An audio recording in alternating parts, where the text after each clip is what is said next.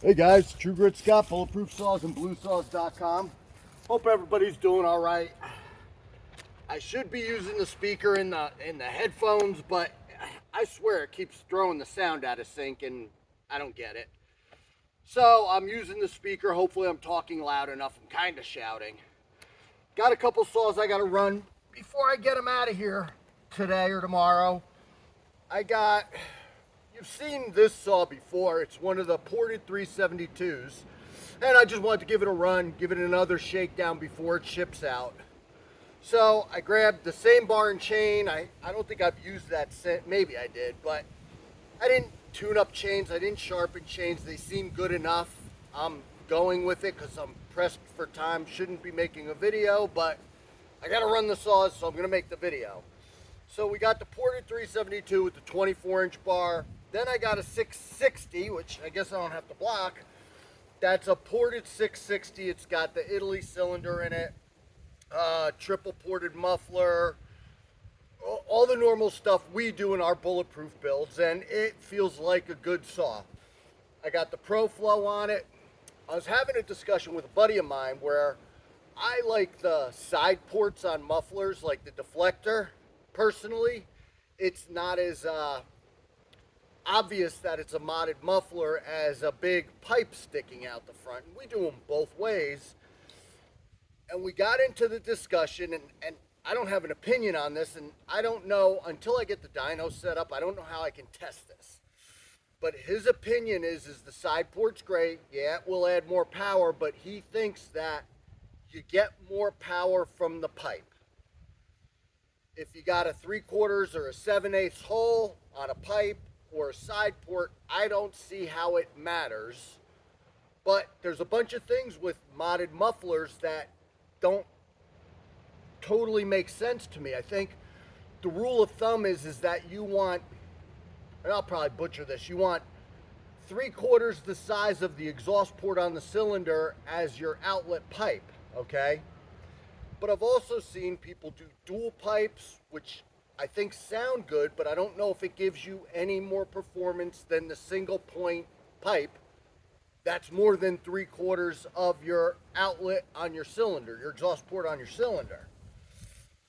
I also see, you got the Bark Box, you got the Egan Sure Shot, and with those, like on the Egan one, the hole for the exhaust to leave is dead in front of the exhaust port on the muffler. But the dyno shows it makes power. I don't know that it makes more power than the Bark Box, because I actually have a lot of guys who prefer the Bark Box over the Egan. The Egan is definitely more durable in my opinion. Like, I think I could use it as a wedge under the wheel of my truck and then put it back on the saw. So there's something to be said for that. If you're chasing weight and you're going with a lightweight bar, it does add the most weight onto it. But I don't understand why you're not losing charge going right out that pipe. Maybe it's the deflector in the front, although that being angled, I would think wouldn't reverberate correctly. But there's something to what makes power, because traditionally I do not want my outlet hole directly across from the exhaust port on the cylinder. That's me. When we get the dyno set up, I'll be able to test some of this stuff, because it's really hard to do with a bar chain and a piece of wood. Seeing minute differences is tough, so I think dyno will help out a lot with really fine tuning that stuff. And for all I know, Dyno Joe or somebody else could have made a video on that already. But if they didn't, at some point within the next couple months, I should get that. We've been sitting on a dyno for a year now that we just got to put that to bed and get that into active use. It'd be handy. What else am I going to tell you? I don't know. I'm pretty much going to run these saws and get my ass back to work. They're both going to need a little bit of tuning, so I'm going to start over here on this log, and then maybe I'll make a couple cuts on that piece of oak just because it's a little bit bigger, and this is trash wood anyway, but it's something to cut while I'm tuning. I know I started that 372 up, and it had been, I'll say, a month since I ran it. And when I ran it, it was, 3 degrees outside. And between 3 degrees and, I swear, it's got to be 60 degrees here today. It's the best day since last year. Yesterday was nice, but today is gorgeous.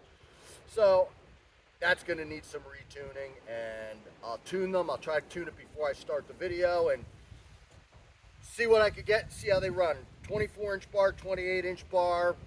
Found that chain, but it looks good enough. So we'll go from there, and I'll try to make a video that doesn't bore your pants off. Okay, guys, I warmed that 660 up just a little bit. And one thing I'll tell you is I put a plug in, doesn't have a decomp, because a plug can't fail, whereas a decomp can. So it's a bear to start, especially cold. It's got a lot of compression.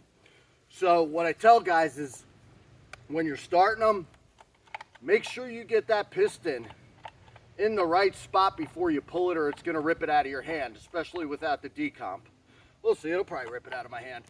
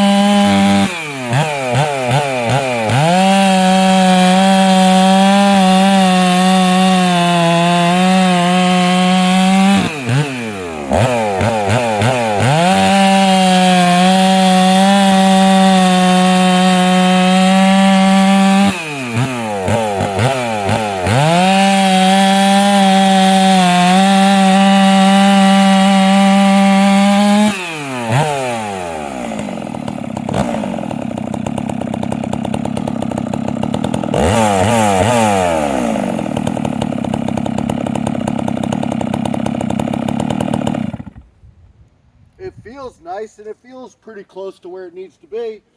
I'll pause you as I'll warm up that 372 and go from there.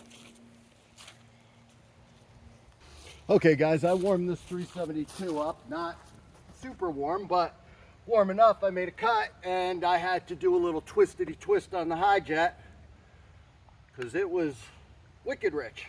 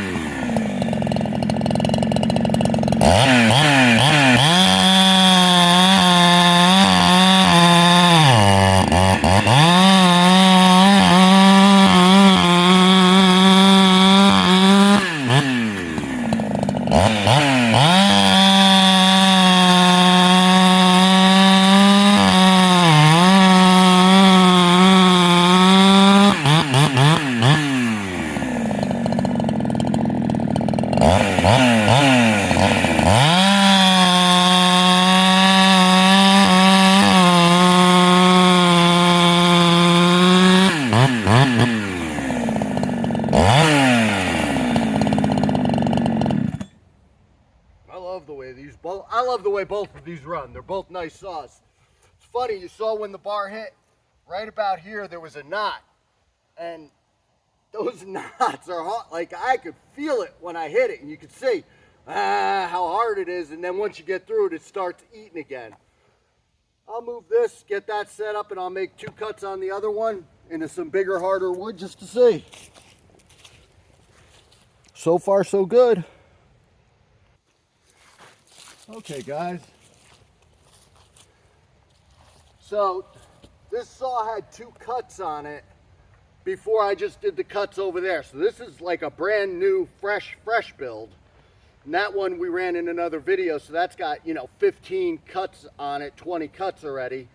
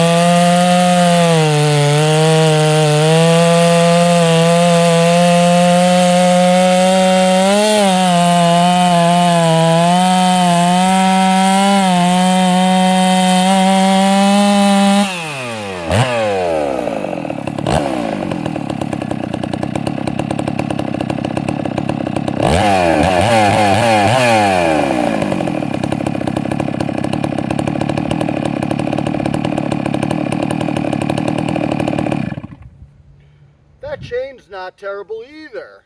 That was pretty good for just rando grabbing a chain off of one of the hooks. And if you've ever been here, you know I got about 10,000 chains. So that was a 28-inch bar. We made it through it nice and easy. The 24 with the small dog is going to be, I think we'll make it with the 24, just barely. That's what I like about them small dogs, is the little bit of extra bar.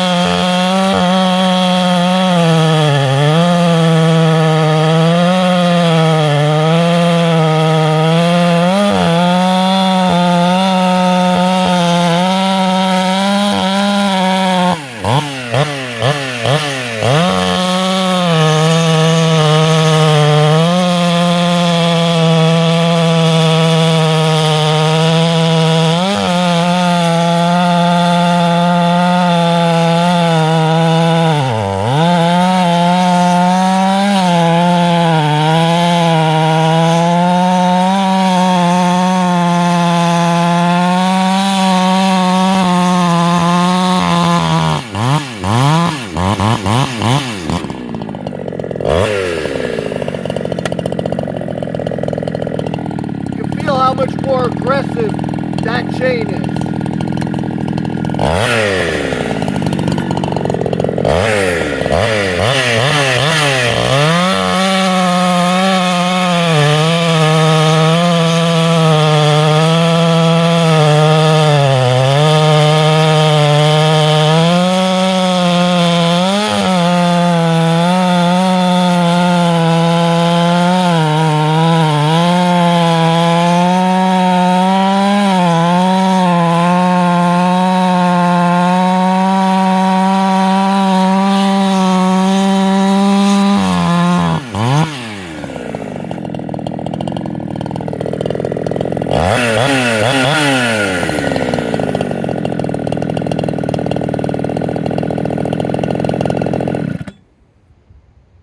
That ran super nice. You could feel it just because I often go a little aggressive on rakers. That chain doesn't look like I've touched it. Might be a new out of the box chain hanging there. Got used once or twice. It wasn't very used. And this one's, you know, halfway down on the cutters, and it's a more aggressive chain. Probably would have been better to have the more aggressive chain on the bigger saw, because you could see I could dog in, and I'm dogging in the whole time pretty darn good. You could kind of see that there's a lot more cc's over there, so it makes sense that I could dog in even with the longer bar. But that was kind of nice. They both ran pretty much how I want them to run, and I can't imagine somebody wouldn't be super happy with either one of those saws doing whatever they do with their saws. Probably taking the motors off and putting them on bicycles or something stupid, but no, these are saw guys that are getting them. So I don't know. I don't think I have anything else to say, and I got work to do. I know a bunch of you guys are mad at me right now because you're watching a ported 372 go out and you don't see it on the website. I know they were supposed to be up weeks ago, and I know I haven't done it, and I know I got to get them listed. What kind of business guy, saw seller, saw shop, has saws that he tells you about and you want, but doesn't put them so you can buy them? That's the question of the ages, guys, and I think that's what makes Jess mental, my business partner there. Jesse, why are those saws not listed? I'm getting there. I got other things to do and I get distracted easily, you know? So I will get them online. So how did that guy buy it? He bought a regular 372. He bought the Walbro. He bought the modded muffler. And he figured he was going to button it together. And then he contacted us and said, hey, what about the ported ones? Can I just upgrade? So he kind of backdoored his way in by buying a regular one and then saying, hey, can I just pay you for the upgrade to the other one? Well, yeah, I guess I could do that. So I'm not telling you guys to do that. I will get them listed. I don't know. if you don't see something on the website and it looks out of stock, you want a Bulletproof 366, 372, 660, whatever it is that you want, give me a call. I have them. I just don't always put them in stock so I could slow down my workload, because the mornings are taken up with shipping 10 billion orders, and then a bunch of customer calls. And you guys know when you get me on the phone, you know, just if calls were only 15 minutes, some are, a lot of them aren't, just 8 calls in a day puts me a couple hours into phone calls. So I'm trying, guys. Anyhow, True Grit Scott, Bulletproof Saws and BLUESAWS.com. Thanks for watching and stay safe.